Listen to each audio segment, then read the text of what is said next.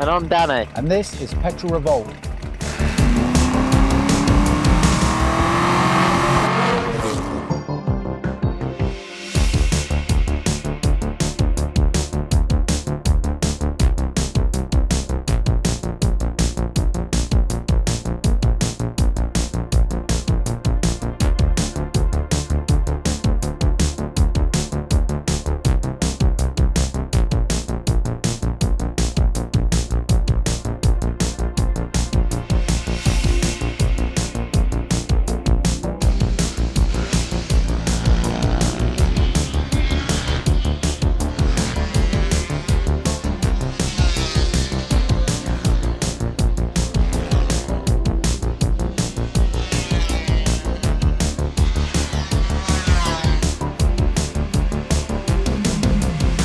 Right, we're all ready for the first session of the day. I've got my tag, we've been noise tested, and we're about to jump on the bike, start it up and go off on the first session with the RG500.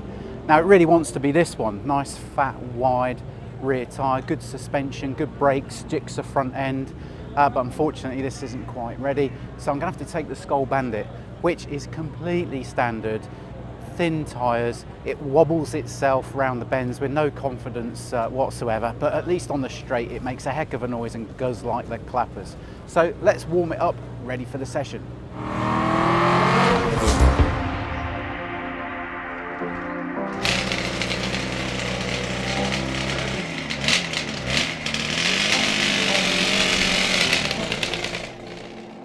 All right, you ready, Danny?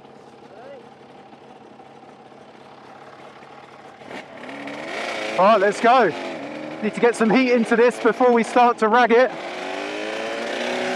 Wobbles around enough when the tyres are fully warm, let alone when they're cold.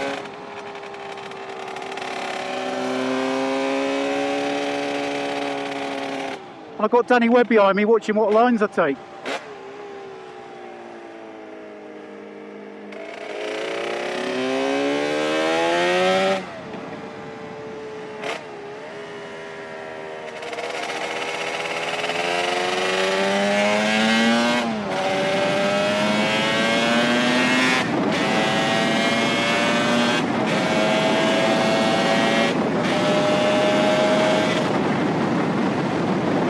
Throughout the day I'm getting a lot happier with this circuit, getting to know what line to put the RG on.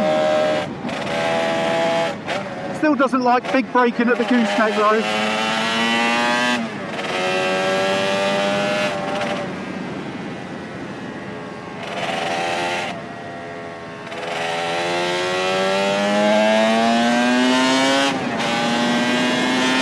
Let's give Danny a mouthful of two-stroke here.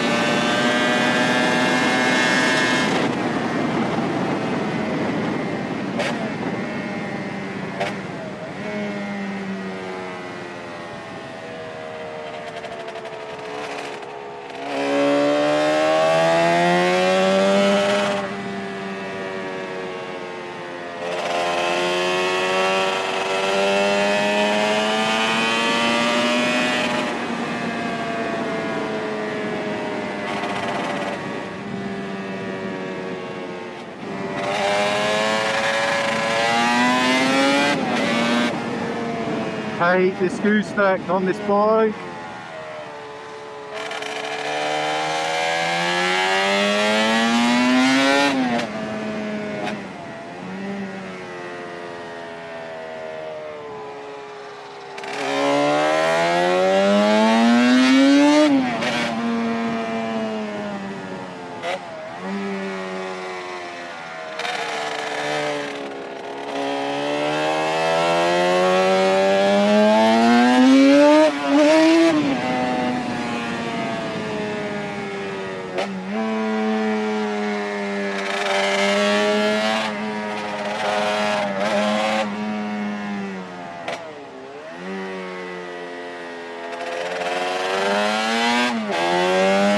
Danny's probably had enough of following me now. There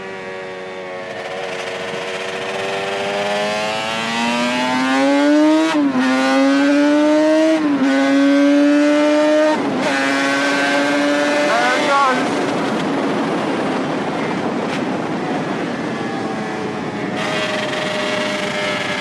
Right, let's see if we can tuck in and follow down his lines. I'm in the middle of the road too much there. Charlie's 2 onto the back straight.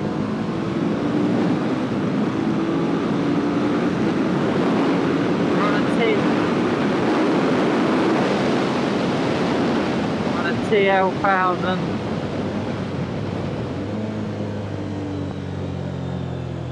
Park, this is cool. Now I'm not sure what this part of the track's called. It's a real nice fast right-hander. And then we go into the gooseneck.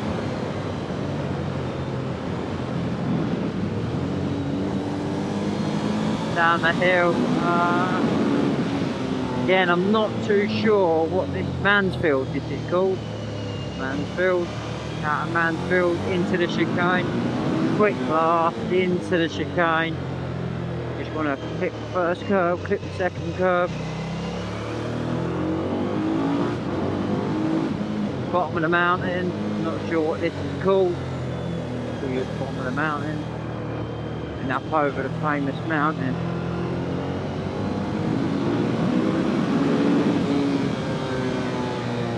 Into the woodland section.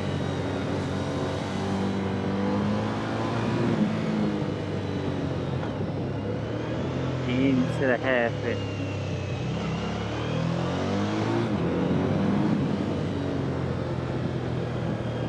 Into barn, exit a barn.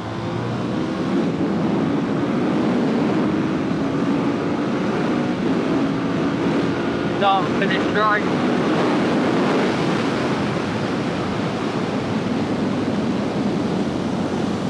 Again, Charlie's 1.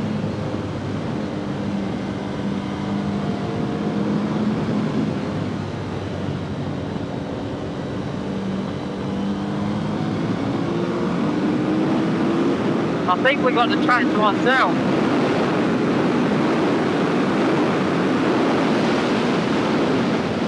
So we're planning on doing Petrol Revolt track days, and our track days will be pretty much like this. You know, we won't have many people out on track. They're going to be very, very exclusive.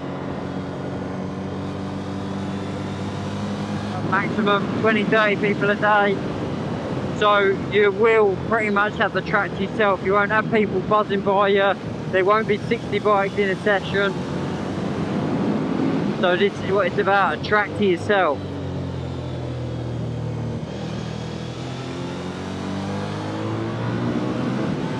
And I tell you what, Cadwell Park, having Cadwell a track to yourself is beautiful. Absolutely beautiful. Bottom of the mountain again.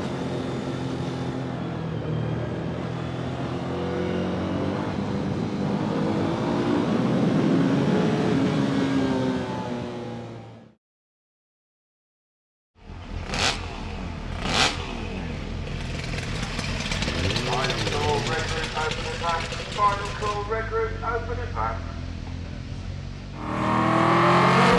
Hayden leads. Watch Reynolds though. Is he going to make a play for the inside? He's going round the long way, John Reynolds, round the outside of Hayden, and there's no room for Hodgson, but Reynolds has got it. A terrific win for John Reynolds. Welcome, John. So if anyone doesn't know, this is John Reynolds, 3 times British Superbike World Champion.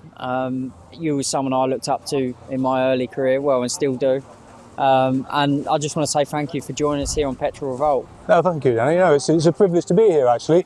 You know, I'm a big fan of yours as well, so, you know, I watched you throughout your career, and it's just nice now that we can just sit down and have a chat. Yeah, exactly. I think I first met you in 2003 or 4 maybe, so it was a long time ago. Yeah, that's a long time ago, I think, with the hospitality. Yeah, with Kevin Newton with the hospitality, right. yeah. You were just about, well, a bit smaller than you were now, I think. Yeah, well, I'm not much taller. I'm like the same as you. I think you're taller than me, to be fair. Yeah. So I've got a few questions for you. Go for it. What bike are you riding today, and how does it feel, obviously, riding around Cadwell Park on it? Well, at the moment I'm riding a GSXR 1000, but at lunchtime I'm going to be riding one of Barry Sheen's bikes. And Barry, honestly, was my biggest hero. When I was growing up as a kid, I had pictures on the wall in the bedroom, and I've got photographs getting autographs off Barry at Silverstone, and yeah, I mean, what a turnaround, you know, to absolutely worship the guy. Actually met him as well, and then to be riding his bike, you know, 50 years on is mad. Yeah, it's. I mean, luckily, I'm getting to ride one of his bikes as well in the parade, and I never met Barry, but he was. I mean, he's sort of everyone's British motorcycle racing hero, isn't he? And everyone sort of wanted to be him, and we've not had anyone really like that since, have we? No. Everyone's tried, never quite succeeded, but also just the personality behind him as well. We've not really had that, have we? So I think Barry was a one-off, and he was in the era when actually you could be yourself. You know, I think now it's such a corporate image you've got to carry throughout the career that you can't really go around blowing toilets up in different countries that you go in, which he did, you know, and him and Steve Parrish. So, you know, if you did that nowadays, I think you'd be sacked for the job you're doing. So, but yeah, you're right, he was a character, and, you know, he had everything about him, a good-looking guy, loads of charisma, and he could ride a motorbike. yeah. So what? Obviously, this is quite early on in the day, but when you went out there, does it give you that buzz and that feeling to get back racing? It's mad. I mean, Cadwell Park is one of the best circuits in the world, although I didn't really have that much success here. You know, I used to, because it's such a hard circuit to race on, it's very narrow, very easy to make a mistake, and it's easy to crash on. So, yeah, I found it very hard, but yeah, I mean, going out, I was just wobbling around, but you still get the buzz. It's awesome. And it wasn't too long ago. You was actually still racing, wasn't it? With the classic Suzuki team in the classic endurance, wasn't it? Yeah, a couple of years ago. Yeah, I went out to Germany, did a race in Donington Park as well. Yeah. Actually took the bike to the top of the podium in Germany, and yeah, I loved it. But it's racing, and at the moment now, I think I'm just far too old for that now. So I just enjoy doing what we're doing now, is having a wobble around on track days. Yeah, brilliant. And so, what else are you doing with yourself these days then?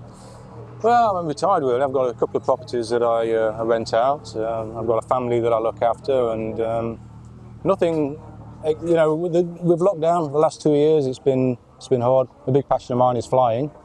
We've not been doing a lot of that, so it's just now starting to come around that we can start doing things again, and you know, hopefully start getting back to normal. Yeah, it is starting to feel a bit. Even travelling now is starting to be a bit more easier, and you can start getting a bit of normality back. It's been a horrible few years, isn't it, really? Yeah, it has. And it's been really demanding on some people, you know, some people's mental health and stuff like that. But finally, we're starting to see, you know, days like today, you know, we can enjoy the sun, we can enjoy riding bikes around, and we don't have to worry about too much on how close we get into people and stuff like that. So it's nice to get a bit of normality back. It's just great. Actually, Suzuki are passionate about bikes and bike racing, although they are pulling out a MotoGP next year, which I just can't believe. But so, you know, to see all these beautiful Suzukis out on, you know, in the paddock and on the track, and talking to people that own Suzukis, it's a big passion for a lot of people. No, it isn't. Suzuki put a lot. The nice thing about Suzuki is they still keep the classic bikes alive. You know, I rode the RG500 around the Isle of Man, the classic Isle of Man TT, and you know, it was an amazing experience. Paget's had their YZR500 there. I think it was 92 or something, but it got nowhere near as recognition as what the RG did. I think the RG is iconic, isn't it? You know, I think a lot of people my age grew up wanting to own an RG500, but you know, they're so expensive. It was just a pipe dream, really, to be fair. But as you say, it's one of the most successful 500s ever built, and for you to take it around the Isle of Man, I think faster than Ron McElney did back in the day when he was in his peak form. Yeah, I don't think we didn't quite do Rob Mack's lap record, okay. But we have found out since then that the bike wasn't very quick then, and we got a lot more horsepower out of it now. But unfortunately, I'm done with the road. Even though hearing that, it makes me want to go back and do it, but I'm done with the roads now. You know, my life's moved on, and yeah, it would be wrong to go back on my word. Yeah, but you went round at over 120 mile an hour, am I right?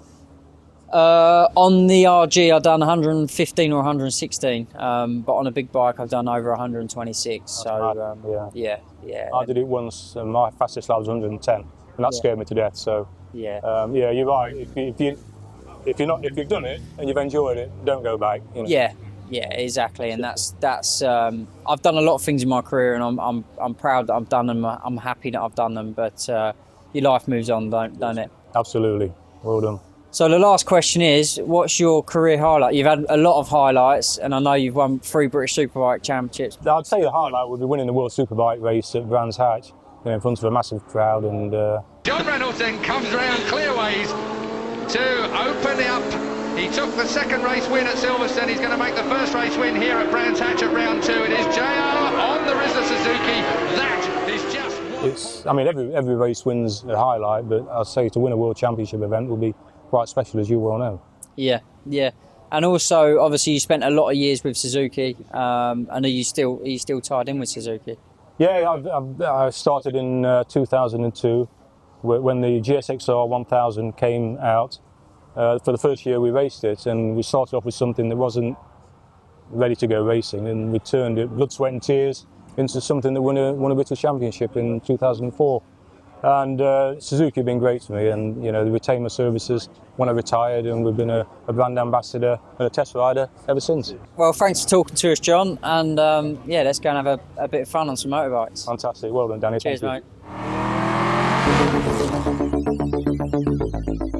So we're at Suzuki Live. I've got Pete Boast here. I've worked alongside Pete Boast with my Danny Webb's GP Academy, GP camp. So yeah, Pete, what are you doing here first? Well, we're riding Suzuki's, which is always a great thing on a sunny day at Cadwell Park. It's just part of the day really, and me and you have been teammates, and I'm looking forward to going out on this 92 GSXR. That is actually why we're standing here. We're not standing here for no reason. This bike, me and Pete were actually teammates on this bike. What was it, 3 years ago at Spa? Well, it must be more than that, Danny, because that was COVID, wasn't it, 3 years ago? Yeah. Was it 18? Yeah. I think it was 18, but we rode the GSXR, and it was a great bike, wasn't it? We worked pretty well, and the day was, we come race day, we qualified about 9th. Come race day, it was a little bit damp in the morning, and mate, you got your head down, and I think the time you was due to come in, you was about 13 seconds in the lead, so I was getting a little bit worried at that point, Danny. I was like, oh my God, how am I going to repeat this? But it's just a really nice bike. It wasn't the fastest out there, was it, Danny? But it was definitely just really handled well, steered well, put it where you want it, and I think that made the difference when it was damp. Yeah, to be honest with you, it's a bit like, I shouldn't be mentioning this, but it was a bit like last weekend when I was on the Yamaha. It wasn't the quickest thing out there, but it handled brilliantly, and we got a good setting in. But to be honest with you, I think riding the 750 Suzuki and the classic bikes around there actually helped me a lot come the race on the modern bikes, because I kind of I was in front of my teammates, and I was one step ahead sort of all the time with it. So it definitely put me in good stead. Yeah, and the thing with the classic is you have got to work at them a bit, because they're not as, obviously like a new bike, you've got so much horsepower under you. You can, don't get me wrong, you've got to go fast around the corners, but you can also rely on a lot of power down the straight, where these, you've got to generate the speed coming out, like Eau Rouge and that. You cannot be slow there, because you'll lose too much down the straight, won't you? You're not relying on full horsepower all the way down the straight. You've got to generate speed. So but it's going to be looking forward to getting here out on it at Cadwell Park. So what's next for you then, Pete? You just come back from the Isle of Man doing the pre-TT Classic. Yeah. For people who don't know, that's on the 700 circuit.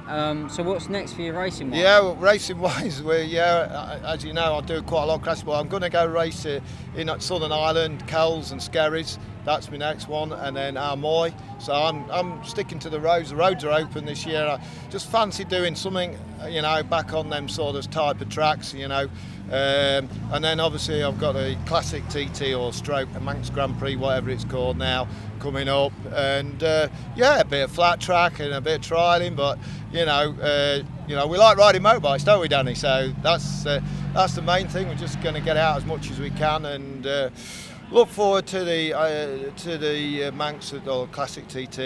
I'm really hoping that's going to go well for us, and it's like a new era again, isn't it, after the long break from COVID. Yeah, you got a few good bikes as well, haven't you, for the Classic TT? So yeah, we've got a twin we've been testing, and we've got an RS250 Honda, which is kindly lent by John Chapman, which again is quick. And obviously I've got to get a bit more used to riding that. People like Locker and obviously Bruce Hans is so good on them bikes, but it feels awesome to ride, so I'm looking forward to riding that. And then I'm on a real old one as well, a matchless G50, which I think, Danny, you've rode some similar sort of bikes, and yeah, they're great to ride, and it surprises you how good they are, really, handling wise and stuff. The only thing I have the biggest worry about them is oil leaks. It's like, it's just somewhere where you don't want to get an oil leak. And but if they're put together right, they do a pretty good job. it was like when I rode the Manx Norton round the TT. I couldn't believe how well it handled, and you very rarely touch the suspension on them bikes, do you? No. Well, I think we're actually planning on going over to the Classic TT, so mega. we'll catch up with you over there. Yep, spot on. Thanks for talking to us, Pete. All right. Thank you, Danny. Have a good day. Yeah. Well, I look forward to getting out. Cheers, mate. Cheers.